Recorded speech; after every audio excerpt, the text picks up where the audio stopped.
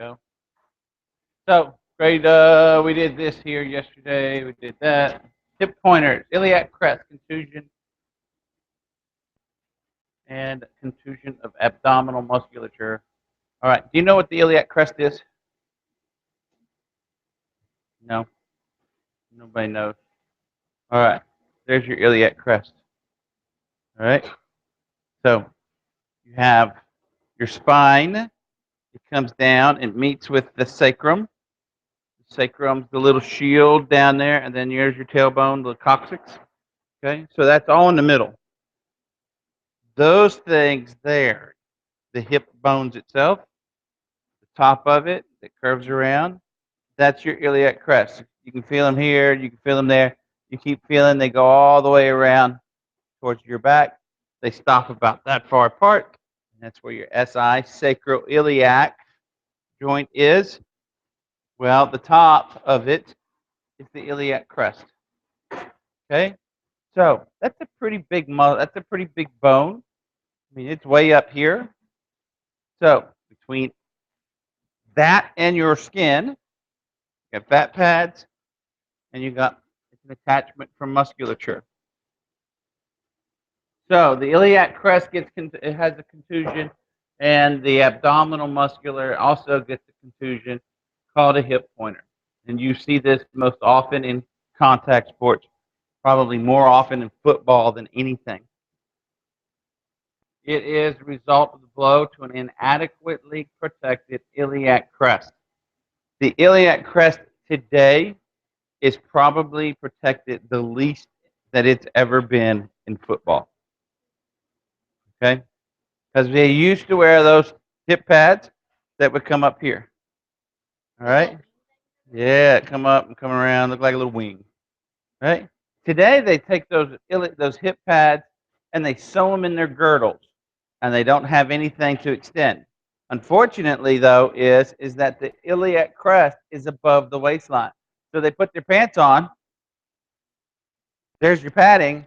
Well, the iliac crest is still above the padding. So it doesn't work. You end up with hip pointers. Fortunately, we'll probably see anywhere in the neighborhood of 2 to 4 of them every year, and they're rather debilitating. It is considered one of the most handicapping injuries in sports and one that is difficult to manage. A direct force to the unprotected iliac crest causes severe pinching action between the soft tissue of that region. So here's a helmet, here's an elbow, here's a knee, hits on there, and it usually ends up being a helmet because they come in, and even though I'm trying to keep my head either in front of or behind, that other guy's moving. So now you've got another variable, and the crest of the helmet hits that iliac crest.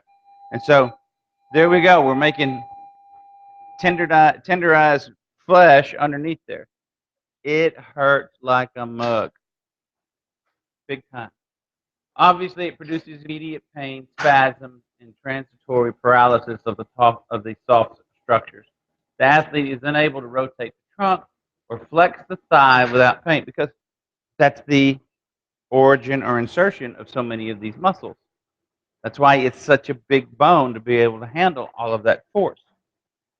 So now what I've done is that's where my abs and my obliques are attached. I try and tilt over. I try and pick this up. I try and do a crunch.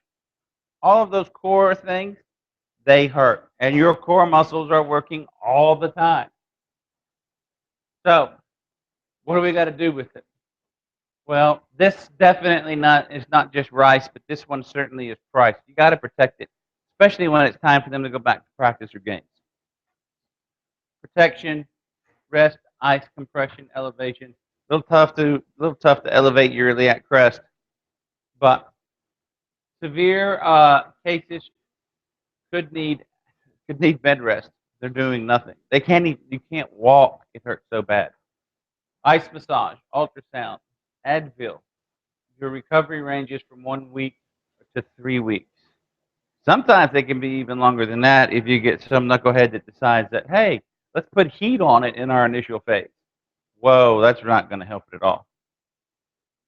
You got to wear padding over the hips, even to practice. We go out there, we're wearing girdles. None of them wear these hip pads up high enough for it.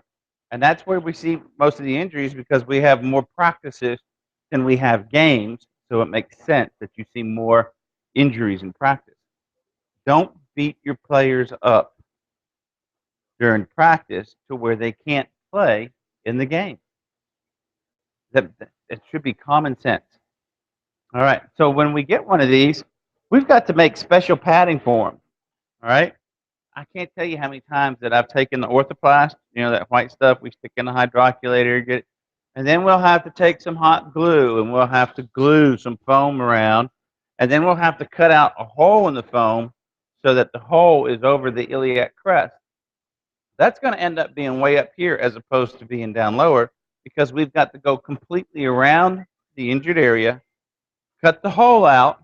So if that's the injured spot, that hole's got to be this deep, and it's got to be at least half an inch outside of where they hurt. So when they get hit on the pad, the blow gets distributed to a larger area around it as opposed to on it. Happened to several of our kids, yeah. All right, groin strain. Difficult to diagnose. The adductor longus is the most often strained. One of the most difficult injuries to care for in sports, produces pain, weakness, and internal hemorrhage. All right. Are you? Come here, Sergio. Good. I'm glad I needed this. Have a seat. Very good. So we have the old dreaded groin strain, right? So you have your athlete. You can't see if he's in front of you. Okay. This is the thing that you have to determine: is whether or not do they have a hip flexor or is it a groin? Okay. So what you'll have them do is you'll put your hand here, and I want you to lift your leg up and make sure you show them so that they have an idea. So you'll ask them if they pull up. If as they go up, does that bother you? And then of course, as you go up with the opposite one, does that? And you got to put resistance on it. Does that bother you? Now we know that I don't, and I'm sure y'all don't have any need to palpate the adductor longus. Got it? So what we can do is we can either put your hand like so, or you can take one of the balls. Okay, put it here. Great one's a volleyball, perfect size. All right, I want you to do squeeze. Now I'm using different muscles. He's using different muscles. That was hip flexors going up, adductor muscles going in.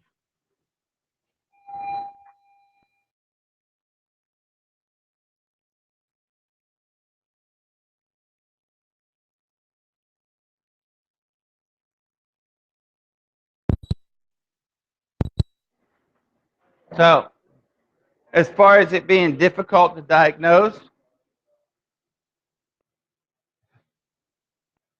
that is one certain way that you can do such.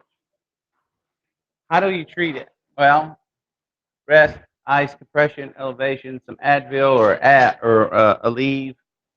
Rest, absolute rest. Rest is one of the biggest ingredients in getting somebody better. Unfortunately, not everybody sees this when it first happens. Oh, well, you're just wanting to get out of practice. Oh, well, you're wanting to do this. You're wanting that. No, it's not about want. It's about if I keep irritating that deal, it's going to get worse. It's like the old deal. If I punch you in the nose today and you come in and I punch you in the nose tomorrow and you come in the next day and I punch you in the nose the next day, do you know when your nose is going to quit hurting? When I quit punching you in the nose. Well, that's the same thing with something as a groin injury. If I keep going out and I am either getting abduction away and I'm pulling on the groin, or two, I'm using that muscle beyond what it can handle at this time, you know when it's going to go away, right? When you quit irritating it. So, rest, use Whirlpool, cryotherapy, PRE, progressive resistance exercises, which is our tubing in our bands. All right? So they come in, and we wrap the tubing around the table, wrap it around their leg, and then they can bring it across. Or we can use the multi-hip unit and change how much weight as they get better. Functional progression and sport-specific drills. All right? You need to be pain-free. Not, oh, I feel 80% better. You need to be pain-free with this injury before you end up. There was one guy that played in the NFL. His rookie year, he tore his groin, his adductor longus muscle. Okay? He's a rookie. He didn't tell a soul. Okay? He played about 15 years. And in those 15 years, he never, ever once had a season where he did not have a groin problem. Because as a rookie, you've got to be out there so the coaches can see you, etc. But if he had to do it all over again now that he's 60, 65 years old, might be a different thought. So you have to make sure. Do you have any questions on that we need to recover again? Longest and second strongest bone in the body is, all right, do you know these deals? You're sure? Absolutely sure. Good. Tomorrow you got a quiz on those before we review. You'll have it again. All right? The other thing that we need to probably add is we're going to add those tomorrow. Those, this, and that. All right?